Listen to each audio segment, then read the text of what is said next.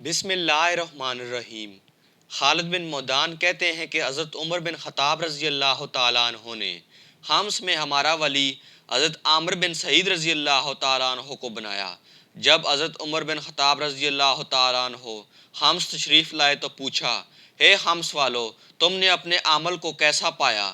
انہوں نے آپ کی شکایت کی، اور حمص کو چھوٹا کوفہ کہا جاتا تھا کیونکہ یہ اپنے عاملوں کی شکایتیں کیا کرتے تھے۔ حضرت عمر رضی اللہ تعالیٰ عنہ نے پوچھا، کیا شکایت ہے؟ انہوں نے کہا، ہمیں ان سے 4 شکایتیں ہیں۔ ایک یہ کہ ہمارے پاس دن چڑھے تشریف لاتے ہیں۔ حضرت عمر رضی اللہ تعالیٰ عنہ نے اسے بڑا سمجھا۔ فرمایا، اور کیا ہے؟ انہوں نے کہا، رات کو کسی کی بات نہیں سنتے۔ آپ رضی اللہ تعالیٰ عنہ نے فرمایا، بڑی بات ہے۔ پھر فرمایا، اور کیا ہے؟ انہوں نے کہا، مہینے میں ان کا ایک دن ایسا ہے جس میں وہ ہم میں تشریف نہیں لاتے۔ آپ رضی اللہ تعالیٰ عنہ نے فرمایا، اور کیا ہے؟ انہوں نے کہا، ایک دن آپ پر گویا موت طاری ہو جاتی ہے۔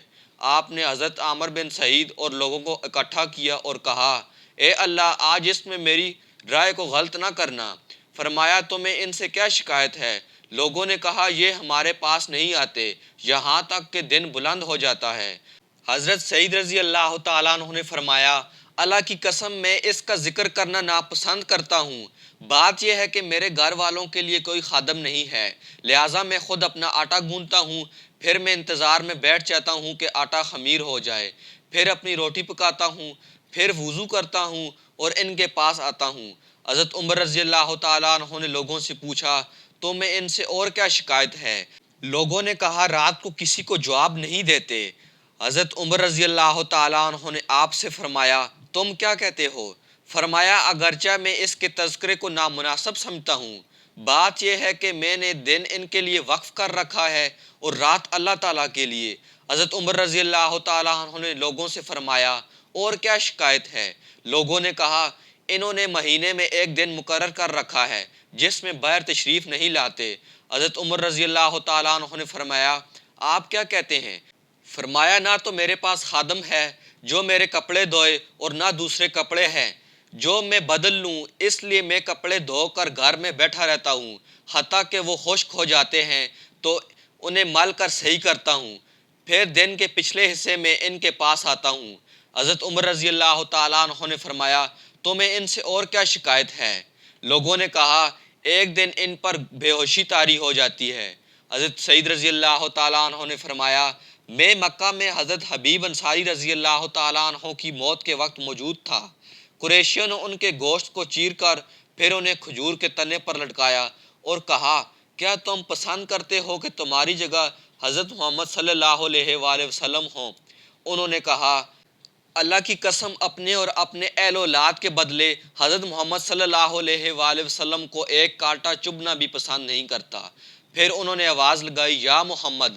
لہٰذا جب میں اس دن کو اور اس حال میں ان کی مدد نہ کرنے کو یاد کرتا ہوں، حالانکہ میں اس وقت مشرک تھا، اللہ تعالیٰ پر ایمان نہیں رکھتا تھا، مگر میں گمان کرتا کہ اللہ تعالیٰ اس گناہ کی وجہ سے مجھے کبھی نہیں بخشے گا، تو اس کی وجہ سے مجھ پر شدید غم طاری ہوتا ہے۔ یہ جوابات سن کر حضرت عمر رضی اللہ تعالیٰ عنہ نے فرمایا، سب تعریفیں اللہ تعالیٰ کے لیے ہیں جس نے میری فراست کو غلط نہیں کیا۔ بعد میں حضرت عمر رضی اللہ تعالیٰ عنہ نے آپ کی طرف 1000 دینار بھیجے اور فرمایا، اپنے کاموں میں ان سے مدد لو۔ حضرت سعید رضی اللہ تعالیٰ عنہ کی اہلیہ نے کہا، اللہ کا شکر ہے جس نے ہمیں آپ کی خدمت سے بے پرواہ کر دیا۔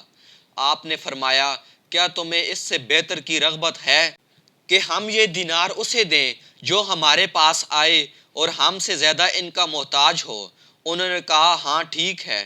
تو آپ نے اپنے گھر والوں میں سے ایک معتمد کو بلایا اور دیناروں کی تھیلیاں بنائیں، پھر فرمایا، یہ فلاں قبیلے کی بیوہ کے پاس لے جاؤ، اور یہ فلاں کے یتیم کے پاس، اور فلاں کے مسکین کے پاس، اور فلاں قبیلے کے مریض کے پاس لے جاؤ، حتیٰ کہ ان میں سے ایک دینار رہ گیا۔ تو بیوی نے فرمایا، یہ تم خرچ کر لو۔ پھر آپ اپنے کاموں میں مصروف ہو گئے۔ اہلیہ نے کہا، کیا ہم اپنے لیے خادم نہ خریدیں؟ اس مال کا کیا ہوا؟ فرمایا، جس ضرورت کی حالت میں تم ہو، عنقریب اس سے زیادہ حاجت مندی کی حالت پیش آنے والی ہے۔